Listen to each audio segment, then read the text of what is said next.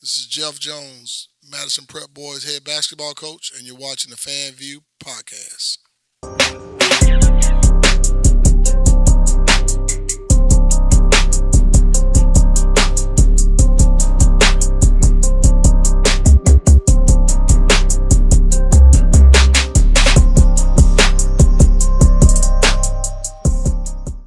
Welcome back, everybody.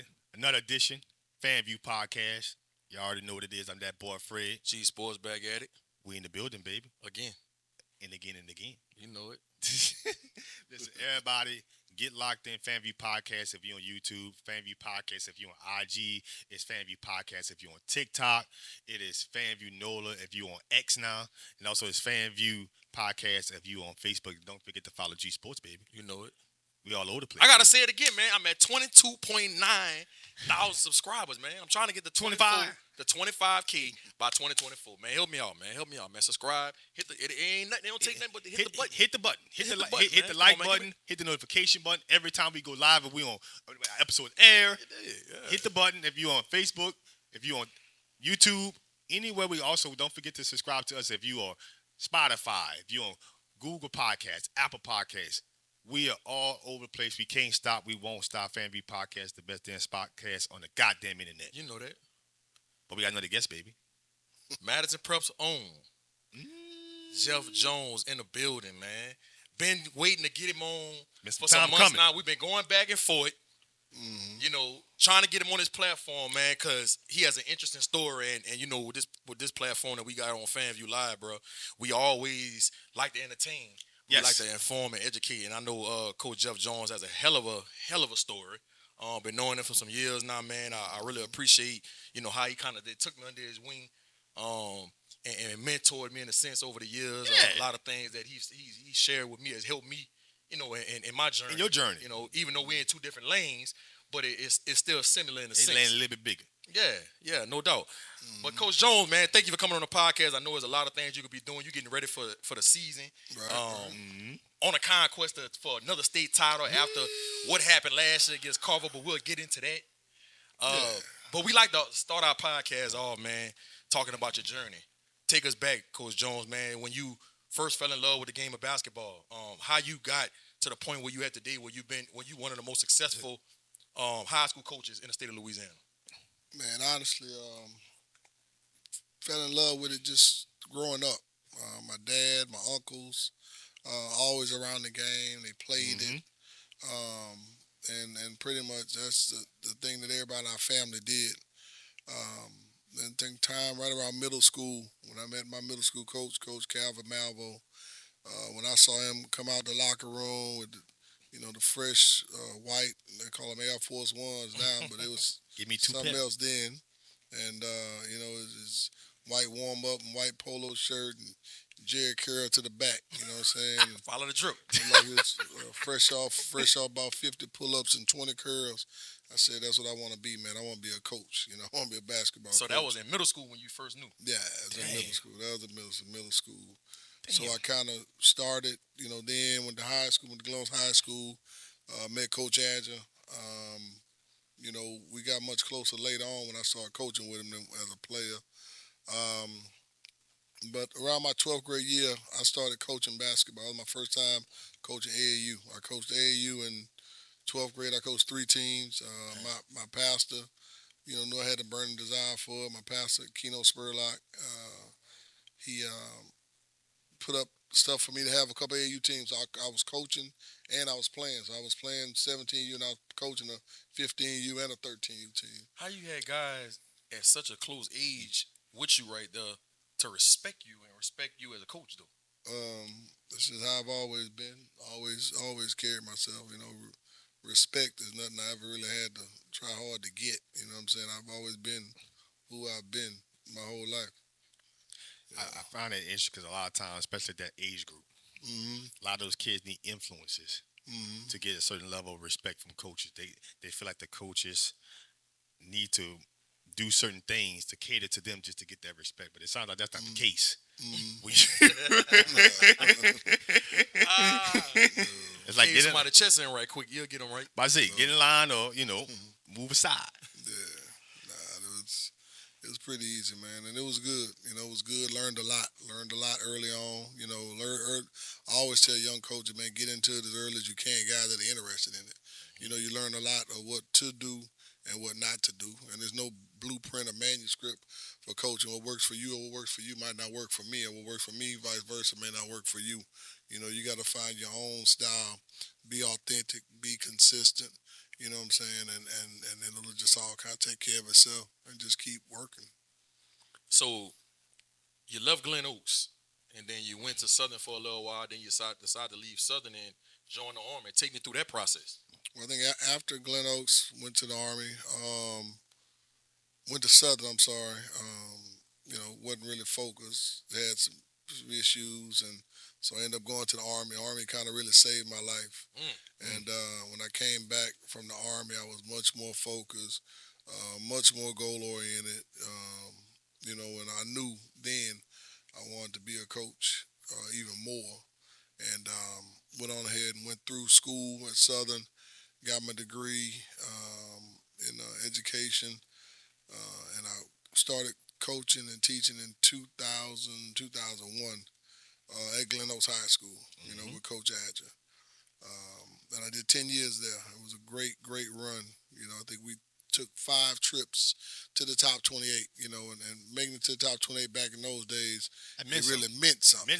You know, now they have all these divisions. Correct. They have all these divisions, you know, so it was really just to make the playoff meant something back then. Right. A lot more team, and not just with the divisions, the way the world is structured was different. You know, back then, you know, I can name 10 schools in Baton Rouge. Everybody had somebody. Yeah. I could even think of schools that are even out here in New Orleans. West Jeff had players. Bel Air had players. Broadmoor had players. Baker had players. Redemptors. You know, and now Everybody had kids, a guy. Yeah, now a lot of kids just don't participate in sports. They have other interests, you know, other things and other factors that pull them away. So, you know, now it's watered down. You know, a lot of people that we hype and glorify nowadays would be very, very ordinary. Tell them again. Yeah. And I think that a lot of times people don't really understand that, like, maybe, and I ain't trying to speak for my era, that early 2000 era, late 90s era. I'm not trying to say that my era of basketball, when I was participating in bidding and all that other stuff, was more competitive or anything like that, but it was just a much tougher era to play. And so a lot more kids were in tune with basketball. They had a lot more what I call 5-star or top-rated recruits come out of the state, especially the state of Louisiana. And today it's different. It's not the same environment. Now, granted, you get a kid or two, like Javante Smart, with Scott. You get it like a Jalen Cook. You're going to get a kid or 2 or 3 that's going to be like, hey, I think they can play in any timeline. But the majority of the kids that's coming through, you like, man, you can only play in this era. Right. And it's like, if I had to put you in a different era, you may not make the team. Yeah, no doubt. You know, a lot of times it looks like some players are making the team because of the lack of interest in basketball versus their ability to play basketball. And I think that's one of the things that at the high school levels, and I think we never really witnessed that so much in the state of Louisiana when it comes to basketball, but it's starting to, maybe for the past decade, now that the expansion of the social media era, they may have other interests, and now kids it's pulling teeth to get kids to play basketball. But man, we used to have like 5-6 guys that were really good that just didn't make the team. They didn't make the team. And it didn't mean that they weren't good. They had to wait till somebody graduate and go retry out. They had to wait till a couple of seniors go. That's true. And say, look, you know what? Now is your chance but you got to hurry up because they got a 9th grader. No doubt. You know? No doubt. But, man, Jeff, you played for a Hall of Fame, played for and coached with a Hall of Fame guy like Harvey Adger, man, who over 900 wins in high school. I mean, that is unprecedented. Right? I think the guy from Southern Lab is the leader for the most wins in Louisiana history. Talk about how coaching and playing for somebody like Harvey Adger, who was a disciplinarian like yourself, how that played a part into who you are as a coach now and how it played a vital role into the success you've had with this Madison Prep program. You know, when as a kid, you didn't really understand a lot of the stuff that Coach Adger did. You know, you thought a lot of it was a bit extreme.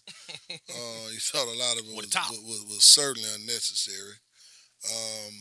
But coaching with him, you really begin to understand. Like I took a lot of things from Glen Oaks. I never really thought about leaving there, but at a certain point, everything kind of runs its course.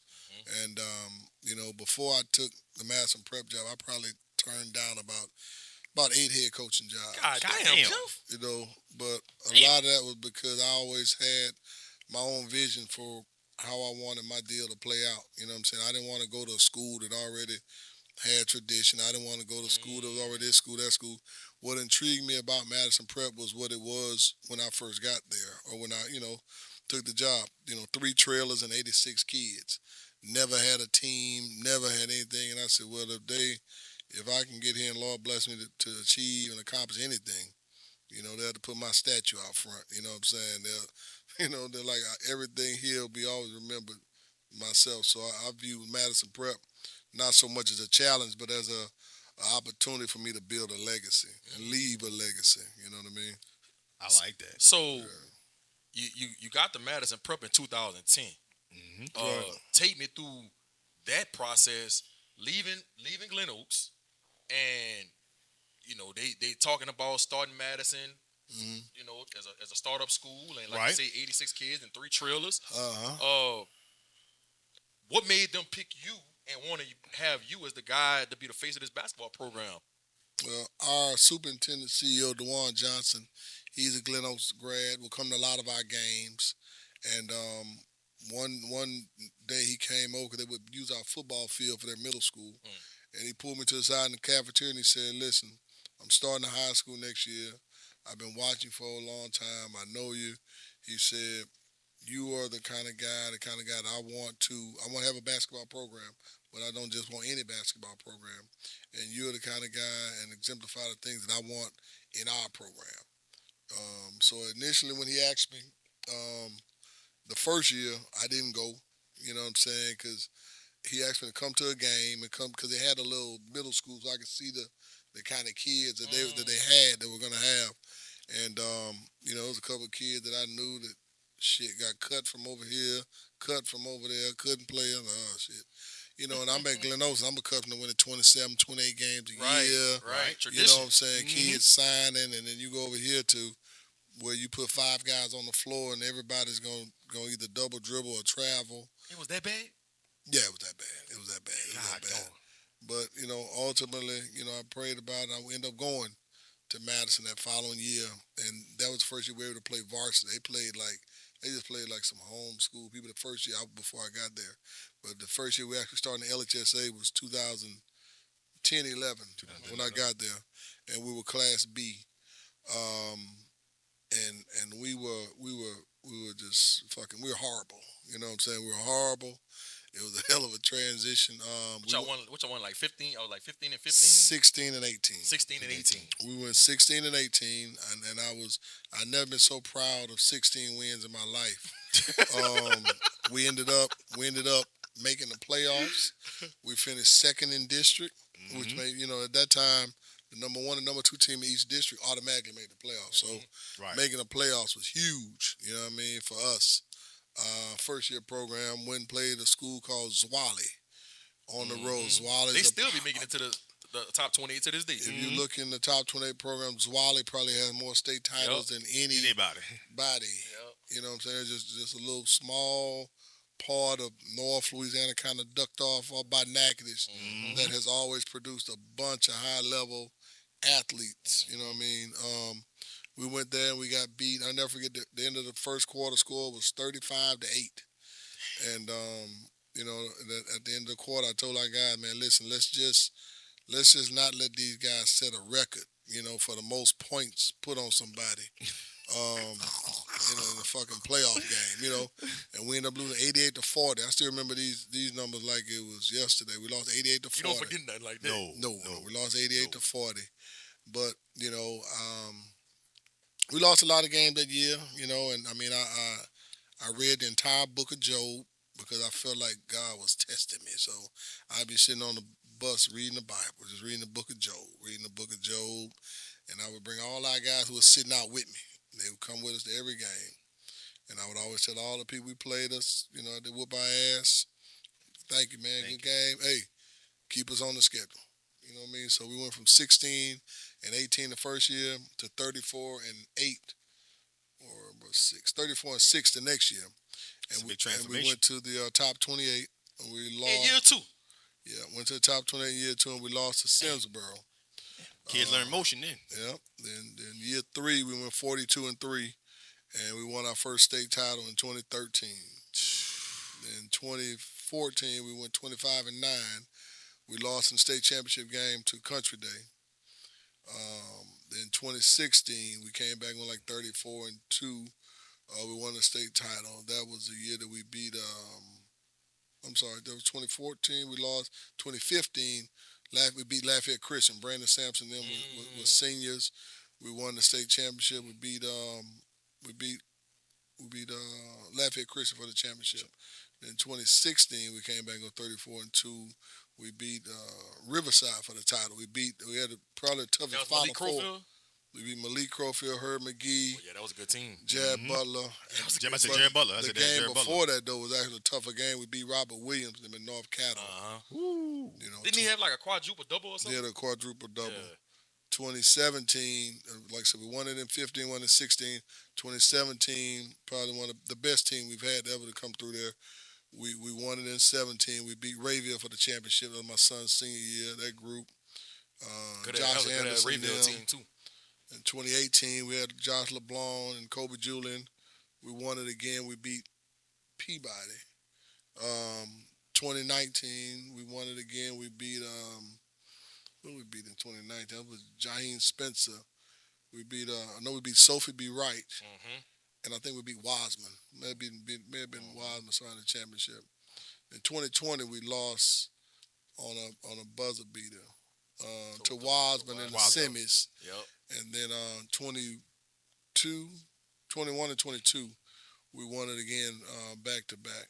And then 23, which was last year, we lost to Carver in the championship game. So, you know, we won 10 title game appearances, 8 titles, and 13 consecutive trips to the top 28, give or there take. So I couldn't complain about nothing. I think the year you guys, what year was it that y'all beat Peabody? That was 2018. 2018. I remember being at the top 28 and in the locker room and at the press conference. Now, you correct me if I'm wrong, but it just seems like that state championship was a little more special because, you know, the room was the people were saying in high school basketball. Well, Madison Preparatory was a good team, but they'll never beat a team like Peabody in the state championship. And that year when you beat Peabody, I felt like it quieted a lot of naysayers. Now, you correct me if I'm wrong. Peabody was another notch, another bump, you know, in the road in terms of, you know, we're blessed to beat some outstanding programs and win state titles. To beat a Timmy Bird, there's not a lot of people that say they can say they beat Timmy Bird for a state championship. There's not a lot of people say they can beat a Charles Smith, you know, and against Riverside, I think we had one of the lowest scoring games. I think the final score was 41-33. Something like that. Damn, that was something like the game last year against Carver. But it was by design then. You know, we knew that we couldn't. I mean, that year, 4 or 5 of the teams that beat us, Riverside beat them by double digits. U-High, Lafayette Christian, Scotlandville, all those teams turned around and beat us. You know, but beating Peabody in 18, you know, not only do people not beat Peabody in the championship game, I think we ended up beating them by 20. You know what I'm saying? So Peabody got to have a team. You know, but it's an outstanding program. Coach Smith is one of my favorite people to talk to. You know, guys like Coach Smith were guys, Coach Hawkins, Coach Adger, those are guys that I looked up to when I began to model what Madison Prep was going to be like. I took a little something from there, a little something from there, a little something from here, a little something from there, and then I put my own stuff, my own, you know, self. But it was also just things that I saw, and, you know, from talking to those guys, they were always, you know, helpful. So, you know what I mean? It was, even in beating Peabody or beating Riverside, it was a ton of respect. It wasn't like a tear your shirt off and go run around, and you know what I mean. It was still gracious, a lot of respect. Yeah. You know, Timmy Bird is a class individual. I mean, when the game was in hand, and it was obvious we were going to win. Coach Bird came over when the clock said time on the clock, shaking everybody's hand. You know, one of the most gracious men I've ever met in this game. You know what I mean? So even like I said, even in beating two Hall of Famers like that, it still was more of a humbling experience. It wasn't like it wasn't. It wasn't like still much respect. Still much respect for those guys. Respect those coaches. What's some of the hardest things now that as a coach you think it's hard for high school kids to buy into? As a coach, it's easy. The hardest thing for kids to buy into now is we over me. It doesn't score. I mean, it doesn't matter who score, as long as we score. Parents are really, really, really messing this thing up. They are messing up so bad. Dream killers. Yeah. I remember back in my Glen Oaks days, I can count one or two mamas or daddies that bought a camcorder. Shit, nowadays everybody got a camcorder, a phone, but they got one a tablet or something. And it's all so just about my child. I remember back in the day when I first started coaching. We scored. You see first of all, our parents sat together, and all of them clapped. Now you go to game. Even our game now, shit, I got couple parents, two parents here, them two kind of hang with each other, and a couple here, and one over here, and one over there. Because first of all, I don't want to hear me talking about your child. Right? I'm not talking about your goddamn child. Facts. Facts. And they only clap when their child scores, or they'll pull the camera out and they'll film, and then when their kids in the game, they'll put their stuff down. You know what I'm saying? So the selfish thing is worse than it's ever been. And just the parents living through their kids. Yeah, some parents know their kids not going to college. Some of them know their kids slick side suck. But for them, it ain't about that. I just want them to get in the game so I can post it on Facebook, post it on Instagram. Social media, like you said earlier, it ain't just mess kids up. It's mess parents up. Because they will take that distortion of reality. Your kid play 4 minutes, but they'll film that and put it on Facebook and post it just to put a little caption, just so they can go back later and look at all the comments and the likes and the DMs and all that. So I think that's the toughest thing to deal with because, that's what they hear all the time.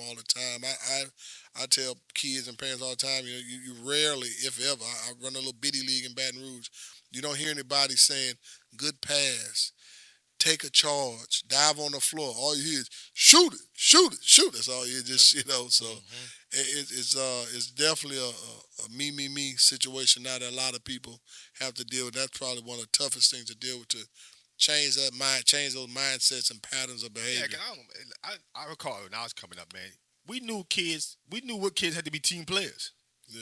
Like, I don't care if you play football, I don't care if you play basketball, I don't care if you play baseball.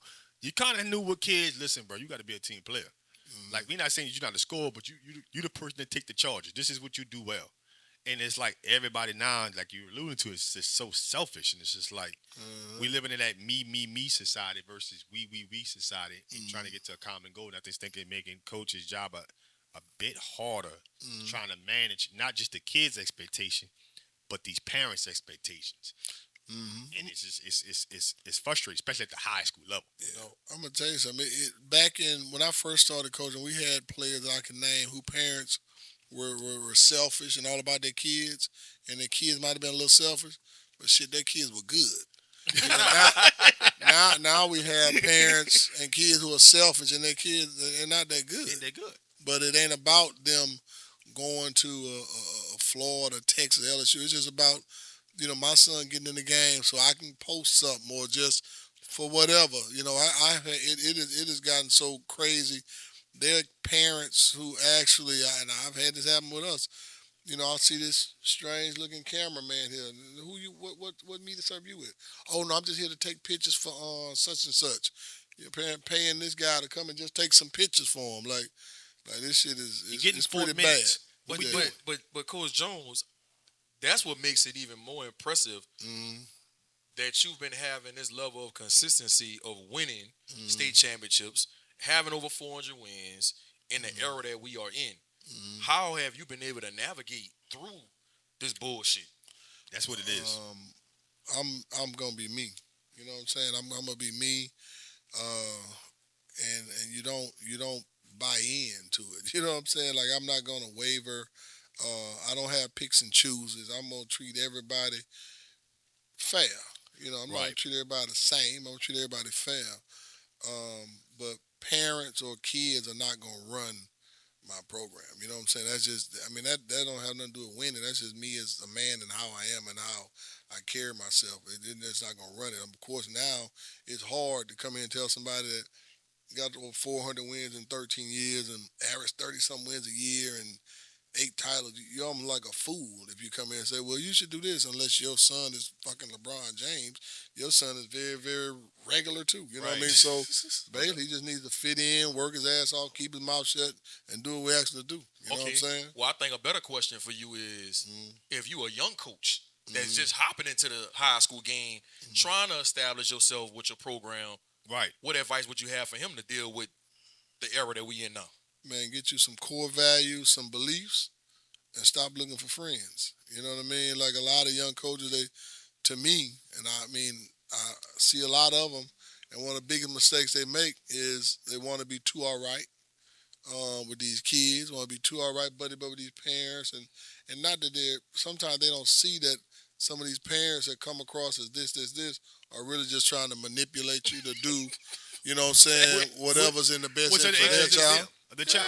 Yeah, they don't see that, and then some of them are Hidden agendas. some of them are so young in the mind and in the profession till, you know, G might be a very, very good player, and you might be an okay player, and I'm going to accept some unacceptable behavior because I don't want to piss him off, because I don't want him to transfer and all this, and, you know, so I'm going to let him do some stuff that, you know, I probably shouldn't let him do, but ultimately, and you see it all the time with the kids, our football program, basketball, it's a lot of kids, because they weren't corrected for that BS, they end up either not making it to that next level, Right. or when they get to that next level, they struggle to even stay there, if they Facts. stay there at all, Facts. because they've had their ass kissed, and, you know, people haven't held them accountable ever. And You we know know what I at mean? that college level, that's not acceptable. Why a lot of them hit a wall. Mm-hmm.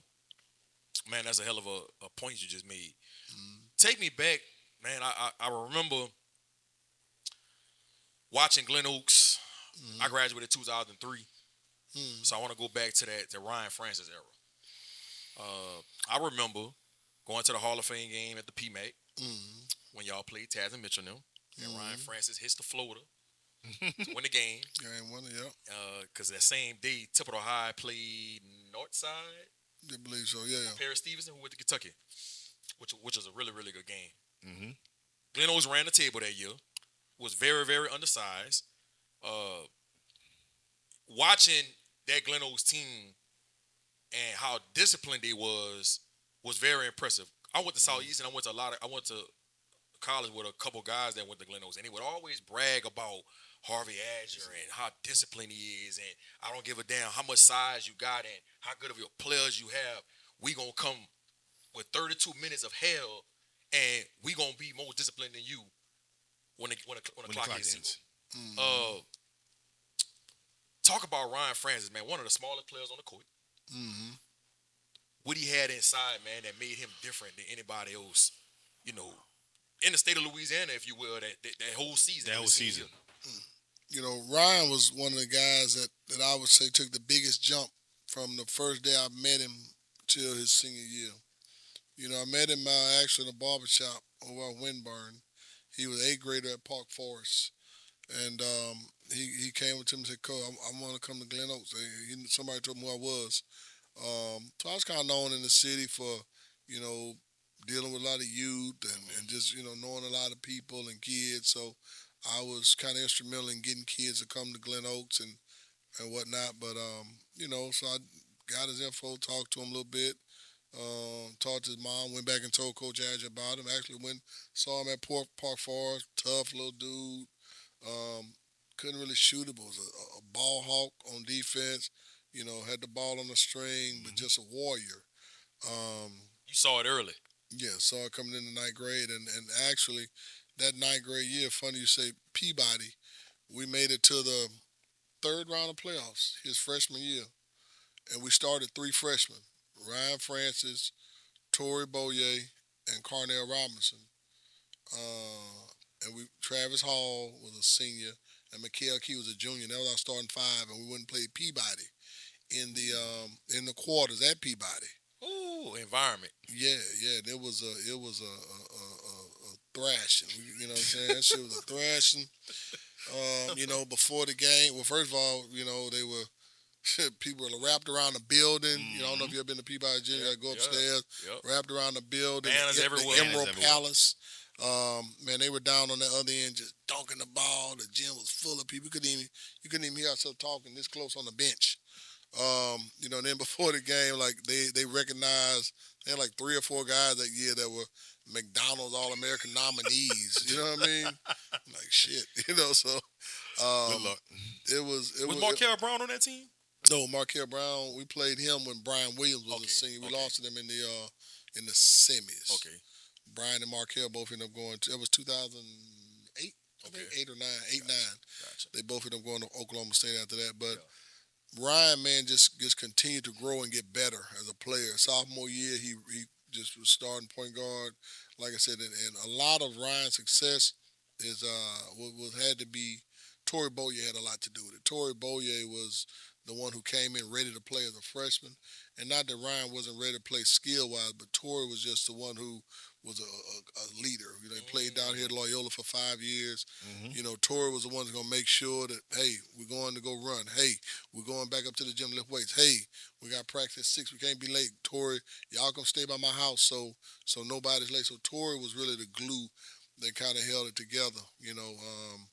Ryan bust out on his senior year. The junior year, Torrey averaged about 17.8 points a game. He was our leading scorer. And then that senior year, that summer, Ryan just blew up. I think he scored 40 or so against Lou Williams in the AAU tournament down in Atlanta. Lou Williams at the time was the number 1 player in the nation. And then Ryan just blew up. UL jumped on him early. Coach Rennie Bailey, who's now an assistant at Southern, offered him. Ryan committed. And I can't think of DJ Augustine's old coach, but the old coach at Brother Martin, was a personal friend of Tim Floyd, told Tim Floyd about Ryan. And he came and saw him at the All-Star practice at Woodlawn High School. And that's when Tim Floyd was at USC. And that's how Ryan ended up getting to USC. So he decommitted from UL. We had a couple academic things we had to take care of to qualify for, because like a private school. And that's how he ended up going to USC. What made him want to go so far away from home? I mean, I know it's USC. I know it's the Pac-12. But have you took a visit? That's a long way from home. Until you get there. Yeah, but it was when Ryan got there. I mean, Ryan, what made him want to go to just who he was. He was a warrior.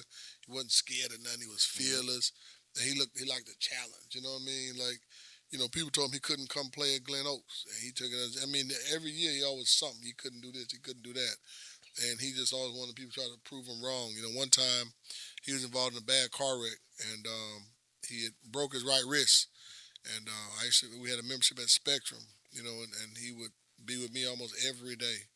And I would take him to Spectrum every day, and we would just work on rehabbing that wrist, but really learn to shoot with his left hand. By his senior year, he could shoot threes with his left hand and his right hand. That's a lot of determination. A lot of determination. He was just one of them kind of kids where you wasn't gonna get him. You know what I'm saying? But I'd be remiss if I didn't say a lot of that came. Torrey Boyer was the glue that really held all that together. And then as Ryan began to come on, he just took off from there. And then unfortunately, he goes to USC his freshman year. I think he started maybe 7 or 8 games as a true freshman. Yeah, he started a good bit. Had some good showings under Tim Floyd, and then he comes home Mother's Day weekend. And I remember watching the documentary, and his mama kept telling him, "Don't come home that weekend. Come home. Don't worry about coming home." But he came home anyway. And he was shot and killed at a red light or something like that. Yeah, the intersection. Late at night in Baton Rouge, man. Take me back to that, man. And when you got that phone call, what you was doing, and how did y'all deal with that as a program and as a family? I was I was in the bed laying down. I think phone rang, and it was actually a young freshman named Reggie Stansberry who called me, and because he was at the hospital, and he told me that Ryan was gone. Um, so I didn't, I said, what? I didn't know you talking about. He said, yeah, we at the hospital. He got shot. Boom, boom. He was with such and such, and boom, boom, boom. I said, okay. Um, so then some more people started calling after that. At first, you didn't even believe it. Yeah, but I mean, I knew it wasn't a lie. I just I was just then just began to in. pray and hope that, okay, well, I'm pretty sure he did get shot, but just pray and hope that it's something that he'll be able to pull through, and at least still have his life. But it wasn't the case. So it was tough because just all the stuff around, like that day, that was the Friday we were hooping and working out in Glen Oaks, and then that Saturday morning, which was the next day, because he got killed Friday night, technically Saturday morning. That Saturday morning, we were all supposed to go to Scotlandville and hoop at Scotlandville Saturday morning. And then that Sunday, Mother's Day, he was going back to L.A., and his mother was moving back to L.A. with him. Her job had been transferred. She was going out there. I didn't know that part. Yeah, his mother was going out there with him. So it was, like I said, him dying was sad, not only for him, but as well as her, because, that was her only child. That was her only child, her only son. It has to hurt. So she lost her only son, and her life was about to change too, because she was about to move to LA, away from here, move to LA, and be with her son for at least 3 more years of college. Damn. Yeah. That's devastating. Yeah. But I do want to talk about this, Coach. I mean, outside of for a lot of people gonna watch this, I mean, they probably know of Baton Rouge. Basically, I like to call it the cloud of LSU. Mm-hmm. They show you what they want to show you. They show you all the glitz and glamour. Hey, you go out here at LSU, you go tailgating, and you do all those things, and it looks beautiful and pretty. But once you get past that cloud, Baton Rouge got to be one of the toughest cities in the country, just to survive in. I know we got a lot of different cities in this country, like LA. We could talk about Detroit. We could talk about Chicago, Baltimore. Outside of Atlanta, some parts of Houston. But Baton Rouge is one of those cities that's also is just as tough to grow up and survive in. Let's talk about like how are you getting these kids to find a passion through sports? It's not just all about how talented you are. That's gonna get you somewhere. Talk about these kids. How hard it is for you as a coach to get these kids to find a purpose in life through sports. Because living in that era, once you get past that cloud of LSU, I like to call it, it's rough. Yeah. And I ain't saying it's rough, not rough anywhere around the country. I'm not saying that, but you gotta be there to understand. Yeah. You gotta be there to understand that Baton Rouge, outside of that little circuit over there, it's hard to survive in. So how do you as a coach, getting these kids to realize their passion and using sports as a way to do that? Really, man, it's just being real with them and talk to them, and also understanding that when you come into these kids' lives, a lot of times coaching is damn near your third job. You know what I mean? You're gonna be a stepdaddy. You're gonna be a counselor. You're gonna be a foster worker. You know what I mean? A social worker. And a lot of these kids, because they need all that. This summer I had the opportunity to work with Safe, Hopeful, Healthy Baton Rouge, a program down in Mayor Sharon Western Broom initiative, where my basketball camp that I normally run every year, that's what this shirt is, Summer of Hope. Summer of Hope. And we had probably over 250, 300 kids that either came to the camp or played in a youth night basketball league. Over half of the camp, we did basketball some in the daytime, but we also did conflict resolution and stuff like that, to just show them a different way. The thing you said like about Baton Rouge, and just like parts of New Orleans, but Baton Rouge especially, man, the rap element and the thug element is so big. It's huge. It's so big to where, me and G talk all the time about different guys that we know at LSU. These guys, you're at LSU or you're here, you're at this school, and you are on a track to go and have a different life, but you'd rather go over here and be thought of to be hard, or go hang with these other guys that wish they had as much talent as you to do what you're doing, but you more or less rather be glorified in their eyes by quote unquote being real. And the only thing you are real stupid, because you have opportunity to change generations your family's life or your your family legacy, but rather it's just you want to be accepted. You know what I'm saying? You want to be accepted. So when people say you fake or you this or that, but in the grand scheme of things, that's shit is stupid. It's stupid. It's like if you're not living like them. If you're not living like them, and some of them not living like them, but Exactly. you just kind of perceive it as that, but you want them to think that you like living that way, and that's not the truth.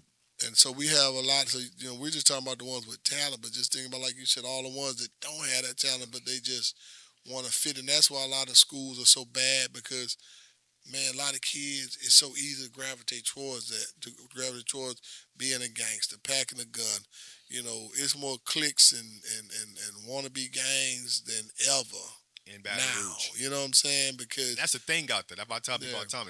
Again, you get the glitz and glamour. It's Baton Rouge. You see everybody wearing purple and gold on Saturday, and they show you this. You're like, man, boy, look here. Once you get past that little area, boy, it's tough out there. Yeah. I got my car stolen. 3 blocks from LSU. Homecoming. Homecoming.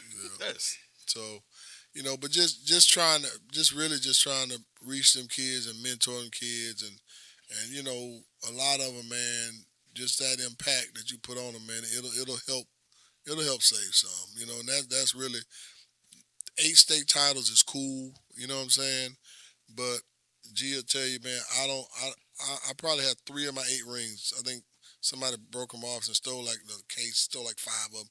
Like I didn't care because I don't wear no rings. I've never had a championship T-shirt made. I look at a lot of these coaches and different people on social media. If they did half the stuff that God blessed me to do, I probably couldn't stand to watch them. But my biggest accomplishment for me is not only kids we put in college, but a kid like a Demaris Antoine who just graduated with a degree, and he's a safety supervisor in a plant. Or Marquise Browder, that's a school teacher and a coach. I'm just saying those two, but it's a lot of them that aren't. They found a purpose. They found a purpose. Learned some fundamental skills and philosophies about life, and have applied those, and all of them are successful. And they come back. Dwayne Dinkins, a supervisor at UPS, he was the first point guard on that team with Jarrell and them that won our first state title. All those kinds, of course, the ones that's in college, that went to college, of course, that's goes without saying, but those are so impactful. And for them guys to get to that point, especially the ones that didn't go on to college and do anything, it was a lot of talking. It was a lot of social work. It was a lot of stepdad. It was a lot of taking them to church. It was a lot of that mentoring stuff. A lot of mentorship. And that is probably what I'm most proud of and most pleased with, more than the titles. I feel like the titles take care of themselves because we have talent. We work hard. We try our best to do it the right way. We pray God bless us. But those are just that's just small. If we'd have never won, I still would measure success by the impact you make on the lives of the kids that you touch and come across.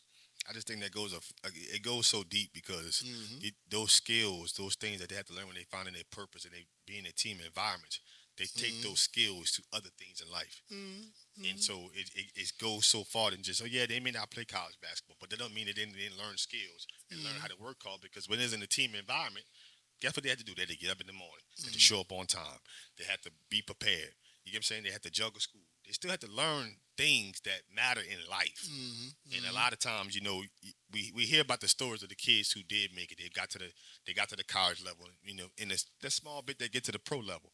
But they're not talking about the ones who were the teammates on those type of championship teams. No one's expressing talking about the ones that, like I said, Delvin Span and the guys on their own trucks and do a lot of different things. They're not talking about those guys. My son, Jeff Jones Jr., he's teaching school now. You know what I mean? About to finish up his master's degree. You know what I mean? It's just so many guys like that to me, that's how I measure success. I'm not being arrogant, but I expected to win as much as we've won. I really did. But that is not how I determine success. Success is determined how you impact them kids' lives, man, and what type of men they become. You know what I'm saying? And that's what it's all about for me. It's a relationship business.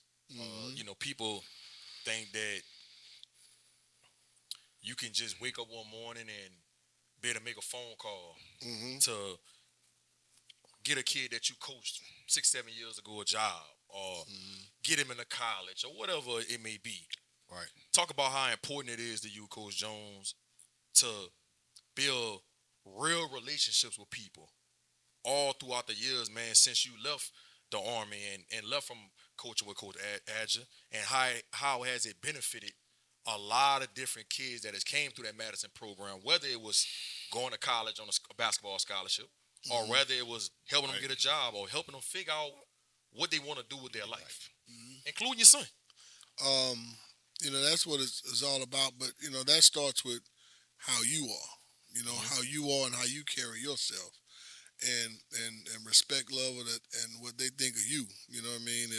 If you're a clown, if you're a shyster, if you're a liar, if you're a bullshitter, you can't call and give a recommendation for anybody. You know what I mean? First it starts with me and how I carry myself and the standard I try to hold myself to. A lot of that's because, we know I am trying to help these kids and being able to help make a phone call, get a kid in college is great. A young lady that was a trainer at our school, Aaliyah Jones, I was able to call Johnny Jones at Texas Southern 4 years ago, and she wanted to be an athletic trainer there, and he allowed the opportunity to do it. And she did 4 years there with Texas Southern on scholarship, and now she works for the Houston Astros. You know what I mean? And that was all just... That's what it's about. That's what it's about. That's what it's about. It's so many stories like that I have that I try to just write down and jot down so I don't remember it when I'm sitting in my man cave, 15, 20 years from now, smoking my peace pipe, that I can remember, remember those things like that, because like I said, those things, like a young lady who really wants to go to Texas Southern and needs help with the financial aid, but she has an interest in athletic training. Hey, hold on, I can call Johnny Jones. He like a cousin to me. We're not real cousins. We say we cousins. Right. But he took care of her for me, and she did a hell of a job there for 4 years. Right. And now she's with the Astros. You know what I mean? Stuff like that is just huge. That's why I always tell people that kind of stuff is way bigger than a state title. Because them state titles, exactly. That's whatever. But the impact you can make and to help people's lives, because I always feel like it's just helping to spread some of this good karma in the world. We all see the killings, the carjackings, the this and that, but should I help that one and then help this? I remember I used to always tell Jarrell and other kids like that, and they're so thankful or whatever. I said, man, listen, all I want you to do, you ain't give me nothing. All I want you to do is do what I did for you for somebody else. Pay it forward. See, I helped you when you know what I'm saying, when you couldn't help me. Now I want you to help somebody and not looking for nothing in return. And that's how we help, better the life cycle, you know what I'm saying, that we grow up in, that we live in. Got to pay it forward. Mm-hmm. And that's a huge testament. Mm-hmm. But Coach, we got to start, we in the social media era. Mm-hmm. How do you control some of these egos with some of these kids? Some of these kids want to be Steph Curry. Some of these kids want to be Kevin Durant. Some of these kids want to be somebody that they're not. Some of these kids think they good enough to go play at Duke in North Carolina. Yeah. How do you get kids to understand that? Not to say that you can't work your way there, but this is not where you're at today. Yeah. Like I said, a lot of it just depends with who you are and how you are. You know what I'm saying? Like, I'm not gonna accept no unacceptable behavior. You know what I'm saying? I'm gonna give you some freedom. I'm a player's coach. I'm gonna let you play and let you do whatever. But you ain't finna hurt the team now. You know what I'm saying? Now, whatever you can do, that's one of my rules since I've been in coaching. Whatever you can do, shit, I'm going to let you do. Right. But the stuff you can't do well, you won't be doing that shit. You know what I'm saying? And I'm not going to lose games while you trying to find your game. We're not going to do all that. We're not. I got to use that one. Yeah, so we're not going to do all that. So taking these bad shots. Yeah, so a lot of, I will say that although we've had a ton of talent, I've been blessed with really good kids that have been really good team players. Really good kids have been really good team players, very humble. Some of their parents may not have been, but the kids are. You know what I'm saying? Right. And I don't fault the parents, because I tell the parents all the time, hey, you supposed to feel like and feel the way you feel, because that's your child. That is your favorite player. That is your child is your favorite player, and you pose to feel like that. You pose to want him to score 30. You pose to want him to that. You are. You know what I mean? But for me, they all my children. All of them are my children. You know what what I'm I'm time with them saying? and They're everybody. all all of them are my favorites. You know what I'm saying? Right. And so I gotta do what's in the best interest of the team. You know what I'm saying? And the kids we work every day. They know their role. They know where they fit in the pecking order. They understand. And the proof is in the pudding, and as to how we've been and how we are. Talk about the motivation for this upcoming season, man, to get that ninth state title. And I know you don't, it's not the end all be all, but I know losing to Carver last year, They lost Carver. lost to Carver last year, and I know that left a sour taste in your mouth and your son's mouth. Kept coming from Jeff Jones Jr. Man, he was coaching college basketball at Henderson State, doing a phenomenal job, and he said y'all losing the state championship made him leave college basketball to come back to Madison because he wanted to get Madison back on the right track, and that's winning state titles because that's what y'all known to do. Well, it's like I told people when everybody tried to make a big deal out of losing to Carver. It wasn't so much losing to Carver. In fact, we could have lost to Vanderbilt Catholic. It wouldn't have mattered. We just lost. But I do have to remind folks, like I reminded them in the press conference, this, if we would have won tonight, this would have been our third in a row. So, I mean, like, fuck, you know what I'm saying? It ain't like we fought a year, we finally in, we lost. This would have been our third in a row. Right. And before this would have been our third in a row, skip that buzzer beat in 20, we won 5 in a row. So, I mean, fuck, I'm not complaining about it. I mean, it's just how it goes sometimes. It's how it goes sometimes. Us losing to Carver, hell, on paper, we weren't supposed to beat Timmy Bird and them in 2016. That's just how it goes sometimes. We wasn't supposed to get by Robert Williams. That's how it goes sometimes. But like I said, the motivation is definitely there because at the end of the day, you want to win your last game. But our motivation isn't any feud, any extra because we lost to Carver. It's just feud because we lost. Yeah, you know what I mean. Yeah, I don't want magnify. It's about no, Carver. no, it ain't about Carver. I got It's great about losing respect. your last game. Coach Nathaniel Rocha did a great job over there with that program. Has some outstanding players.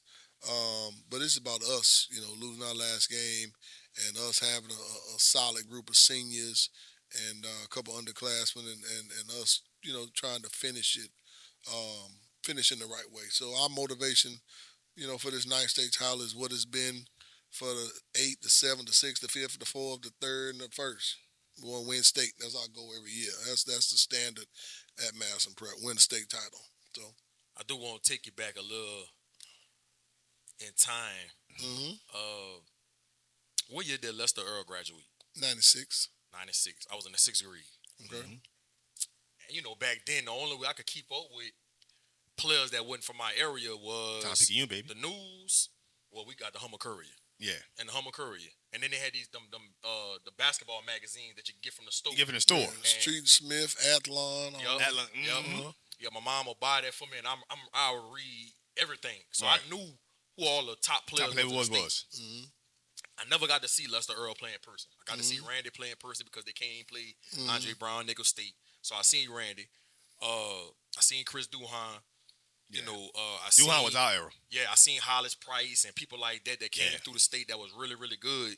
But I never got to see Lester Earl, man. Take me back to that time when Lester Earl was coming through Glen Oaks and how great of a player he was. Because a lot of people say that he's one of the best players to come through the state that didn't get to the league. And everybody felt like he should have been a star in the league.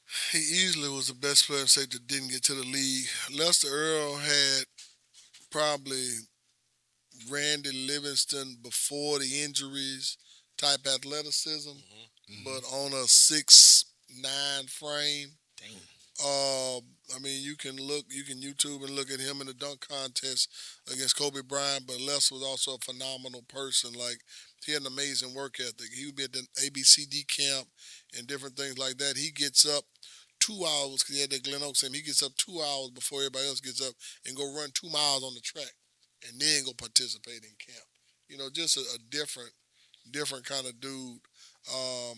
Injuries hurt him as well, as in addition to going to the wrong school.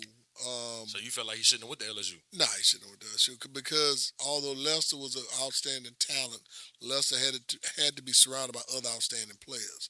So had he gone to Kentucky or Kansas from the jump, where he running and catching lobs and playing some other lot of big Lester, the only reason that LSU was the wrong school for Lester, Lester wasn't good enough to put a team on his back, which is what at that time LSU needed. If he'd have come to LSU as a part of some of these other teams that LSU had, he'd have been a great piece. He'd have been a great piece on that team with Big Baby, that Final Four. Team. He'd have been a great piece on that team. But if you take any of those guys, Big Baby, Tyrus, Garrett, anybody you want, and put them on the team he was on back in '97, shit, they wouldn't have made it. You know what I mean? Because it just wasn't. They weren't that good. So you bring up a key point. Although Lester was a hell of a talent, he went to the wrong school. Although LSU was the home school team, right? And you would know this as well as anybody when helping kids through their recruitment and figuring out what's the best fit. When you're helping kids navigate through that process, Coach Jones, what are some of the things that you're telling those kids to help them understand, look, I know you might like this school, you might like the uniforms or the conference or whatever, but it's not the these are the things you need to be paying attention to make sure that you have some longevity and have some success on and off the court. Like what are some things you telling your kids that you've told your kids over the years? Because you had a lot come through and go to college. You know, nowadays it's more of telling kids I tell them you gotta love who love you, and the offers and the interest, it ain't like it was 10 years ago. You know, with this transfer portal, I talk to a bunch of college coaches every day, and most of them say the same thing. Either A, they're not picking up any high school kids in this year's what's around the scholarship, or B, we're going to bring in one high school guy. So the opportunities are slim. So, you know, I'm telling guys, man, you know, you're going to see more and more guys across the state not turn their nose up at a Nichols, not turn their nose up at a Southeastern, not turn their nose up at a Southern University. You know, you kind of got to, like, as the old saying goes, you better get in where you fit in. You know what I'm saying? And you're going to see more guys than ever, and especially in the sport of basketball, signing early. Because you wait, you might lose. You might lose. For real. See, you wait, you might lose. Talking about that a few episodes ago, even with football. With these high school kids, man, the opportunities start getting slimmer because these coaches now, you got the transfer portal that happening right after like December or something like that, where they getting all these different kids and they signing all these group of class, and they're not having that many, you know, high school spots because these kids got, you know, 2 years of college football, and it's easy to plug him in to the situation versus getting you fresh out of high school, getting your body ready, getting you understanding that getting your mind ready, getting you used to the partying and all that. You know, these he guys did that. Yeah, these guys, second year, third year guys in college, they know this is my last stop. Shit, they more about business. You know, they more about business. Where you 17, fresh off the porch, you know, we still got to deal with you through the party phase. Might have to get you through the weed phase. You know, just all that. Got to get your body right. Get your body right. You know, but yeah. So I would tell kids, man, you got to love who love you, and don't squander opportunities, man. Don't wait around. I'm telling all my guys, man, sign early. Sign early, and work your ass off. Sign early. They got a kid right now that I be mentoring. He was committed to a school, and the first 3 weeks of the season, he's been killing it. And he decommitted. Don't even have a lot of offers. I think he might have like 3 or 4 total offers out of one of the schools that offered him. He committed to him in the summer, and now he's got some bad advice, and he decommitted on yesterday or 2 days ago or something like that. And I hit him up like, "What you doing?" And he was like, "Man, I've been balling, man. So people saying I'm about to start getting a lot of offers." And I said, if I were you, I would call that school back and tell them you made a mistake.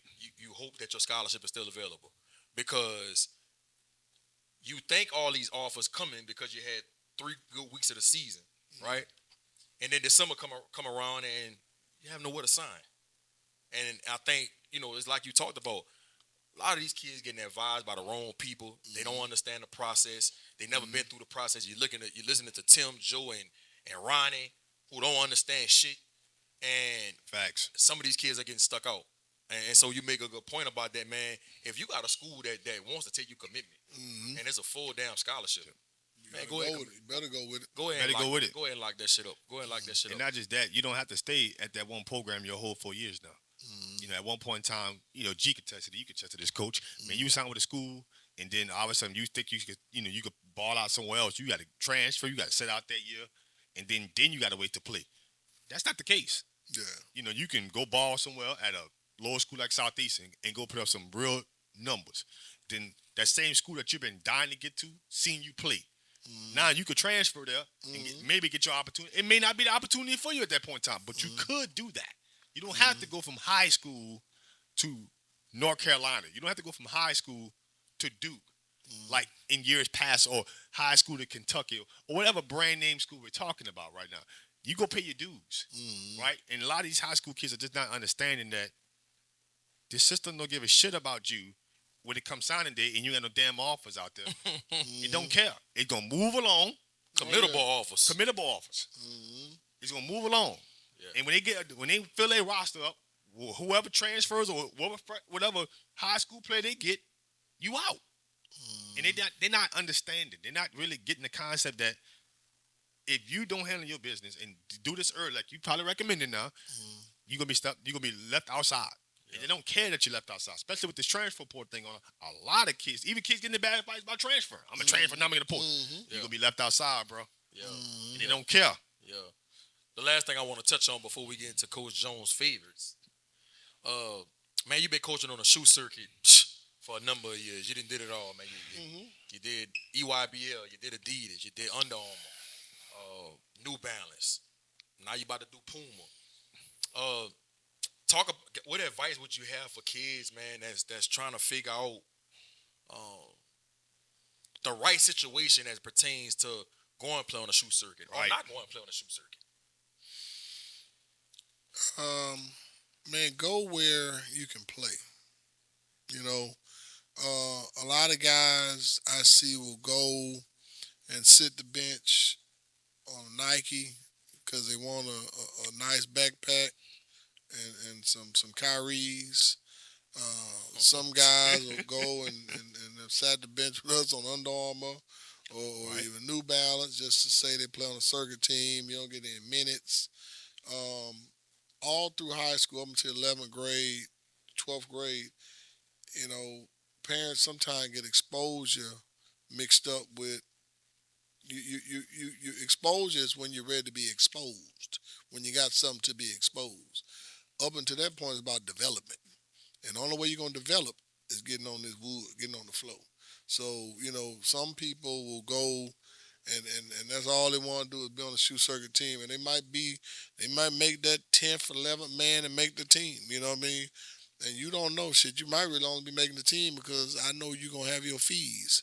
Or you might only be making the team because, you know, in the event that something happened to one of these, but, you know, you're not getting significant minutes. Right. So I think when they begin to explore travel circuit ball teams, whether it's Louisiana Elite, whether it's New Orleans Elite, whether it's Live On or whoever, you have to figure out what your role is going to be there.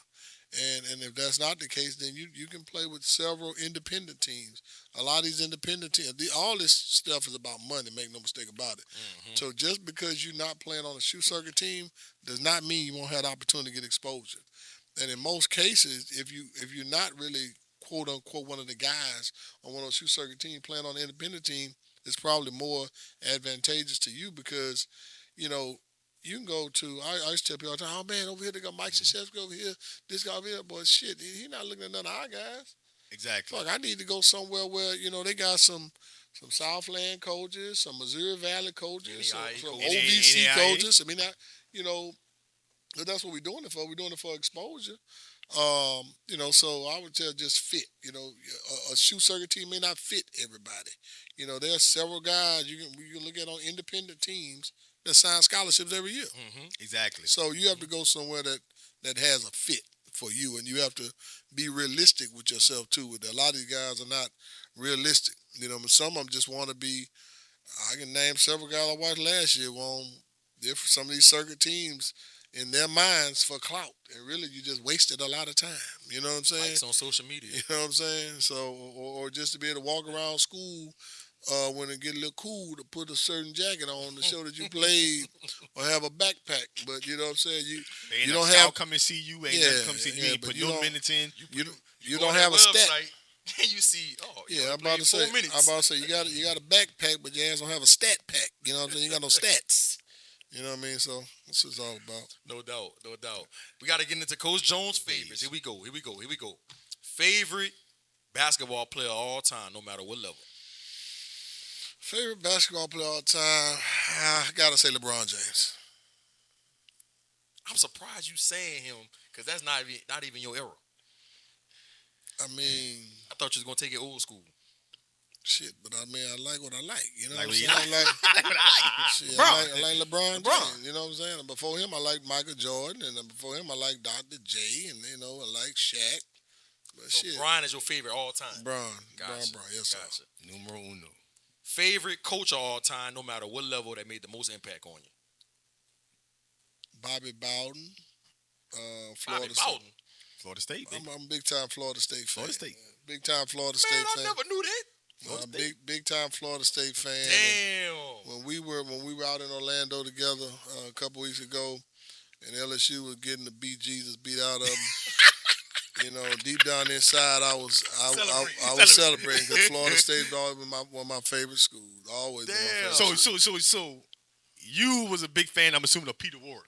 The Peter Daily. Ward. Really, I'm gonna tell you something. Majority of Baton Rouge became Florida State fans because of Warwick Dunn. Warwick Dunn, and that's really when it started. How the hell LSU let him lead a state? Well, because damn fault.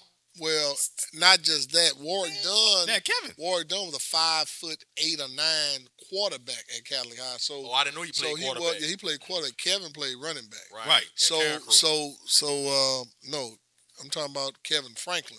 Oh, Kevin Franklin. Kevin Franklin and Warwick Dunn played together. Kevin Franklin went to LSU. With the LSU. And he was a running back. Warwick played quarterback. So Warwick, Kevin was more prototype than Warwick. Warwick got to Florida State. They made him eventually into a running back. At first, he was just a gadget third down guy, and as time on, he began to be a running back.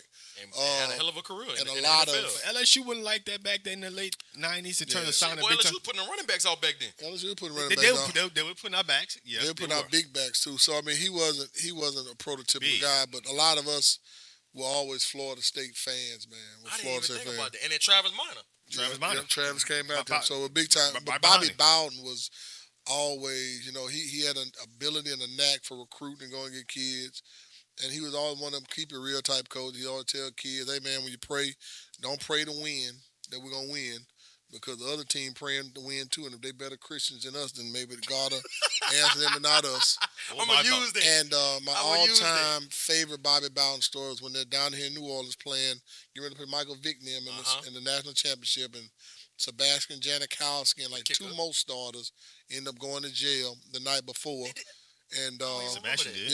Yeah, Sebastian, two other guys. And First round pick. And they first round pick kicker. They asked Bobby Bowden in a press conference that day.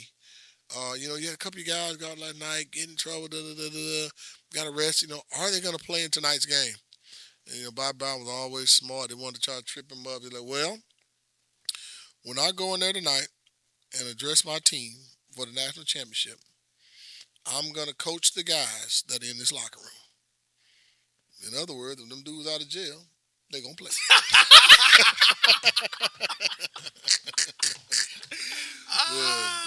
I love his press conferences. Bob Bowden press conferences off the chains. Yeah, love it. Yeah, love it. Definitely Bobby. That many more coaches like Bob Bowden. Yeah, I never knew you was a Florida State fan. Slick side. Yeah. All right, cool. Man. All right. Favorite sneaker of all time? Man, we grew up in the Nike era. I'd probably have to say I stayed with Under Armour the longest, though, man. I like Under Armour. I'd stick with it. You've been rocking some nice New Balances lately now. Yeah, New Balance too, man. New Balance, but see, I mean, you gotta love who love you. I might start rocking Puma. I don't know, so I might start rocking it. So I'm gonna just say I love who I'm with at the time. I love who I'm with at the time. So I guess for right now, I love New Balance, but we might be breaking up. I might be breaking up. So I might start loving Puma. You know, I love who love me. That's my story in my life. I love who love me. I love the face. Yeah, I love who love you. Favorite movie of all time? Oh man, there's several of them. Probably 300. 300. That's what so who won a Leonidas. championship recently, and they say they watched 300 the night before. I think Gerard Butler. I think he's in the first 300 movie. I think he plays. I'm trying to think. No, I'm talking about it was an athlete. Somebody said this on social media. Like they asked him what got him motivated, what propelled him in the game. He said, "I watched 300 last night before the championship." 300 and Troy. Yeah, Brad Pitt. I ain't seen Troy in a long time. I gotta go back and watch You gotta watch Brad that. Pitt. I gotta go back And and I'm gonna watch. tell you what you have to watch. I don't know, y'all kind of young, but y'all probably seen it. You gotta go back and get the uncut version of Year of the Bull. Never seen it. Never seen it. But I just bless y'all game. Go watch Year of the Bull. You're the bull. Those coaching address the team parts in there. Mm-hmm. Amazing. It's a true story documentary. Miami Northwestern story of Torrin Charles who ended up going to Florida. But it's those coaches right there that end up leaving there, going somewhere else, winning national title. Watch Year of the Bull. I used to play that for my basketball teams back in the day at Glen Oaks. Year of the Bull, get them hype. Yep. Yeah, I'm gonna watch that this weekend. Had somebody forced me to watch Cornbread early me one time. I was like, Favorite place to visit? Austin, Texas. What's the name of that street? That with all the food trucks? Sixth Street. Sixth Street, man. I love Yep, Sixth Street. yep. Austin, Texas, definitely. All right. Austin, Longhorns. It's starting to grow now. It's coming to tech town over there. Yeah, big tech town. Big tech town over there. Been big tech town. It's been a big tech town. Damn. Dale has been there. There's a couple other ones. Drake just had a concert in. Listen, if you ain't been to in Austin in Austin. the past 3 years, all the construction they got coming up over there. That's the only thing I don't like when because I remember one year I was in Dallas and I was driving. You got to drive through Waco to get to Austin. Man, it was so much damn construction. It's so much God construction. Damn, it took me long to get to Austin. Yeah. So much construction going on. You like, good Lord. Yeah, no doubt. Mini skyscraper over here. Favorite comedian of all time? You gotta go with probably Eddie Murphy. From my era. Oh, you got another one. You're 2 for 2. From my era. I tell you. From my era, you gotta go with Eddie Murphy. Eddie Murphy, Eddie man. Murphy. A lot of these guys have come after the fact, but man, Eddie Murphy and Richard Pryor. But them I told you about Richard Pryor. Yeah, Told you. Yeah. I mean, that's like Eddie the Prodigy. that's like LeBron and MJ. You know, Eddie Murphy, Richard Pryor. Them top two. No anybody else messing with them. See, I'm trying to tell you. Yeah. Toughest player you ever coached against? Like, after the game, you was like, "Damn, dog, this he got to be the toughest I ever coached." Everything we threw at him, it didn't work. Well, I ain't gonna say didn't work, but one of the toughest players to ever have to coach against, just because he was tough like that. Javante Smart. He won. Smart was tough. I mean, I'm going on my Madison days. Okay.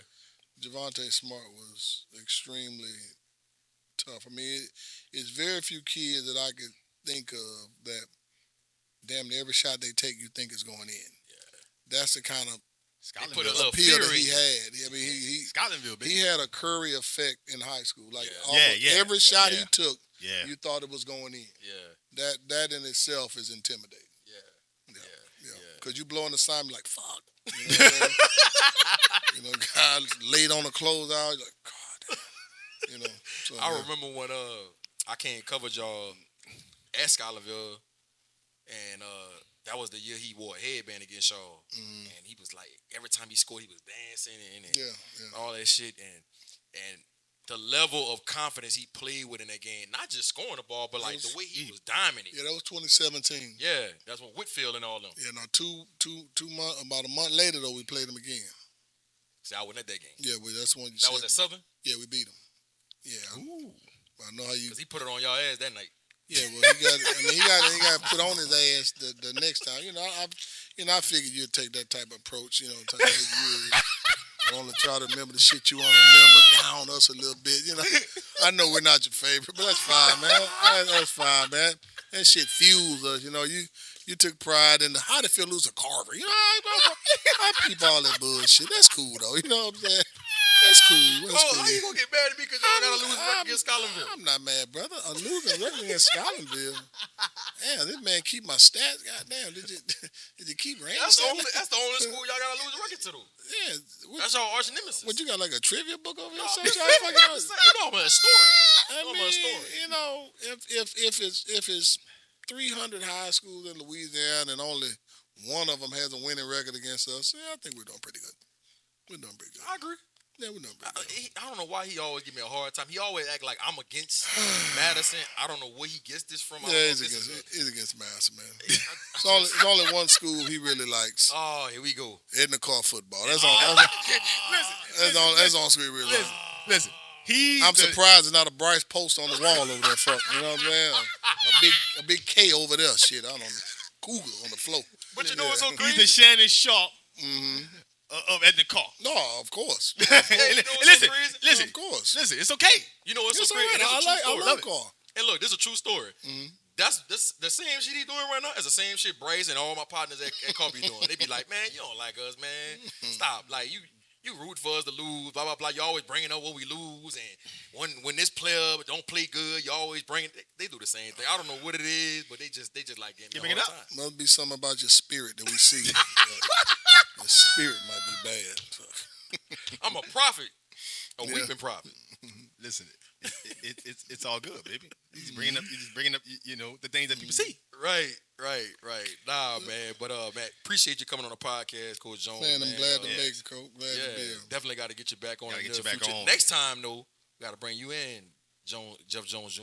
Yeah, definitely. Got to bring both of y'all on here, man. I think that'll be a hell of a segment just because of the different trials and tribulations he went through early on, you know, in his coaching journey and you know, his passion for the game. And me and your son was on the phone about 2 weeks ago, and we were just talking about you know, different things about, you know, how to make a basketball team better. And, you know, it's crazy. I'm older than his son, but I'm asking him for advice on different things I can help my middle school team with to make them a better team. And you know, I respect his passion and his work ethic when it comes to the game of basketball. So, you know, all respect to you and your son, man. I think this upcoming season, y'all got a big task on your hand because y'all traveling all over the country. Y'all going to Indianapolis, you're going to Memphis. We're going to play in Memphis. We're going to play in Arkansas. We're going to play in Lufkin, Texas. Glenn Smith got a big shootout out there. We're going to play in Minneapolis, Minnesota, Minnehaha High School, and we're going to play in Chicago, Illinois. I'll travel. In our heritage. National schedule. So it'd be good for our guys, and kind of doing that just more exposure. We got several seniors, Jace Depron, Josh Smith, and Quentin Dabney, who all have a chance to sign Division I or, you know, some type of scholarship. So those opportunities will be big. I think 2 years ago we went to Atlanta and played in Clark, Atlanta, coaching staff. And then they saw Dez Perkins. And he had a great freshman year. And Dez is out there at Clark, Atlanta now. So a big part of that going out of state stuff for me is giving them kids opportunity to be seen. No doubt. And seeing some outside of Baton Rouge. Which is a big testament to, you know, sometimes you see things outside of your parameter. You have a way of thinking bigger. But when you always used to seeing what you're accustomed to, it's different to have those thoughts. You never seen nothing more than what you have. So think about what's here and how to expand here. But in reality, the world's a big place. And then sometimes you need to see more to think bigger. Yep. Shit's the truth. Right. Listen, everybody, thank y'all watching the FanvVew podcast. Again, get subscribed, get like them. My man G-Sportz he's trying to get to 25K, baby. 25K by 2024. That's it. Well, man, help a brother out, man. I mean, maybe to come a Chippy deal. I don't know. But listen, get subscribed, like, comment, share, tell a friend, get it. It's FanvVew Podcast. If you on Facebook, it's FanvVew Podcast. If you on IG, it's FanvVew Podcast. If you on YouTube, FanvVew Podcast. If you on TikTok, you already know this is G-Sportz right there. Get locked in on YouTube. Get locked in on. He's on TikTok. He's on X. Everything. We on every major platform possible. Don't forget to get subscribed if you are listening to this podcast. If you on YouTube, if you're on Google Podcasts, Apple Podcasts, Spotify, you name it, FanvVew Podcast is there. Can't stop. Won't stop. Y'all know what it is. We signing out. G-Sportz.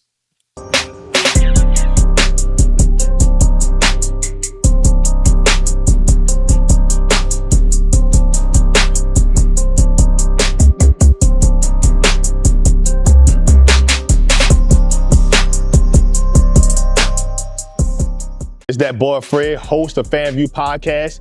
Tune into the NOTN app weekdays 3:30 for the FanvVew podcast. Go to NewOrleansTalkNetwork.com to watch more episodes of FanvVew podcast. Don't forget to like, subscribe, and watch.